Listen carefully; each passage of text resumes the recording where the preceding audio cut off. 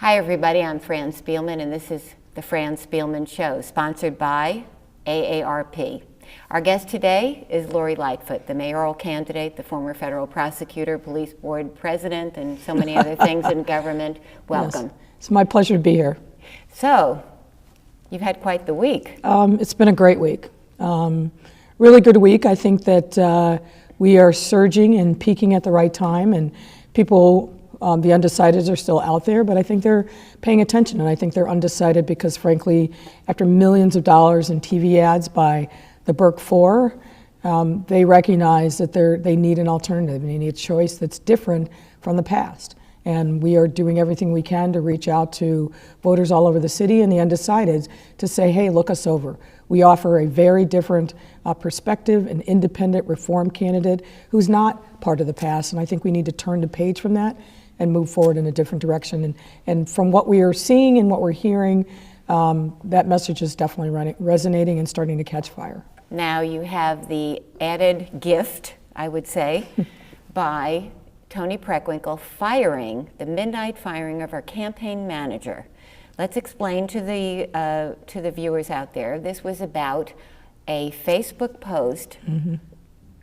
So many social media things that are spur of the moment and in bad taste. In this case, Scott Cizik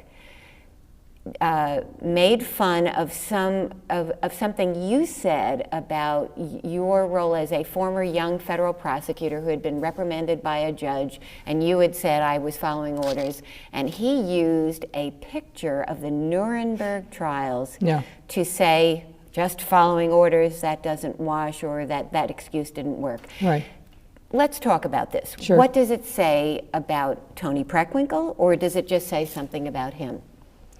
No, I think it's a bigger issue than this, right? It's, first of all, to trivialize what is arguably one of the worst genocides in human history and use it as a political jab or stunt, really, I think, is unbelievably offensive. It's actually hard for me to find the appropriate word to characterize it. I don't know anybody who saw that or even heard about it that wasn't deeply offended by it, and frankly, rightfully so. But and the fact that this happened mid-afternoon and it took hours before there was any action, I think also says something. Toni Preckwinkle has been a person over the arc of this campaign that only seems to find her way to do the right thing when she's caught and cornered. And I think that's a problem. But, look, we're going to move on. I think where we need to be in these waning days and hours of the campaign is to continue to articulate a positive vision forward for the city. People want change. They want a leader who they can believe in, who they can trust to take on the tough challenges that we're going to face. Rahm Emanuel is going to be leaving office with a very large stack of unfinished business that is going to be front and center for the next mayor. And I think what people want to know is, can the next leader of the third largest city in the country be a person who can bring folks together, who can offer a positive vision, particularly in contrast to what we see on a daily basis from the Trump administration. We have to be different in the city, and we can be different with the right kind of leader, and I believe that I'm that leader. She has now fired her chief of staff, her security chief, and now her campaign manager, who also had a top job at the county. Why should we care about this? What does it say about her, if anything? Well, like I said, I sadly, what we've seen over the arc of this campaign and what we've learned through, frankly, I think very good reporting, is that she makes very bad decisions about the people that she aligns herself with, whether it's Tony Resco, whether it's Scott Cizik, Scott Keller, her security chief, and of course, Ed Burke. This is a person who a lot of people have nostalgia for when she was a fourth ward alderman, but that's not who she is now. She just aspired to climb the ladder of being a party boss, and as a consequence, I think made a lot of compromises along the way that I think have played out and show that she's a very different person. We need somebody who is going to do the right thing because it's the right thing to do, not because they're forced to do it, because there's no other political way out. We need a leader who's going to speak the truth to people in the city, and a leader that people can be proud of. Somebody who, I think like myself, who has a track record of independence, even in hard, difficult circumstances. And there have been a lot of hard issues that I've faced, particularly around police reform and accountability, really walking into a lot of skepticism and headwinds, and finding the right thing to do through listening and conversations with people and reflecting the lived experience of people in the city. That is the way that we get things done. That's the way that we unite people. And that is the vision of leadership that I have lived, and that is what I will bring to the mayor's office. I remember covering Jane Byrne, that there was constant talk about the revolving door spinning again. Yeah. Does Toni Preckwinkle have a revolving door? Look, I think the bigger issue is about her leadership, about her failure to do the right thing unless she's cornered or caught. And yeah, I think there's valid questions about the people that she surrounds herself. And there's a litany of them. You know, again, not just Keller and Cizik, but Berrios and Tony Resco and Ed Burke. Why does she align herself with people like that, of that ilk? Why do you think? It's hard for me to understand. But it probably has something to do with, you know, maintaining political power. But what we need Are you saying she's a sellout? I'm not saying that. I'm saying that it's hard for me to understand. For example, in the case of Ed Burke is one of the most racist, awful people in public life. And it doesn't bring me any pleasure to say that. But I came to the city at a time when he was full-throated, doing everything he could to oppose the first black mayor, a true progressive, a true beacon of light. And how you would align yourself with somebody like that, who didn't have some epiphany later on in life and decided, no, I'm this good person. Ed Burke is exactly the same person today as he was in 1983, 1986. And yet she aspired. Well, he adopted and raised a black child. I mean, what was that about? Has he not changed at all over I the think years? in his public life and the way that he views power and the accumulation of power, there's not one little bit of difference. All you have to do is read that criminal complaint. Now, I hasten to add, he's of course entitled to a presumption of innocence, but man, oh man, what's revealed in those tapes and the way that he operates now, that's not a person I would ever align myself with.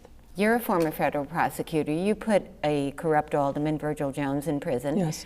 Where is this investigation going? To me, it seems like it could topple the entire power structure of Illinois and Chicago.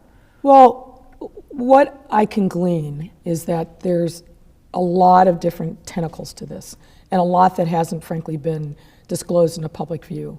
I would expect that after the election, late spring, early summer, and probably throughout the balance of the year, some of these cases are going to start to get rolled out.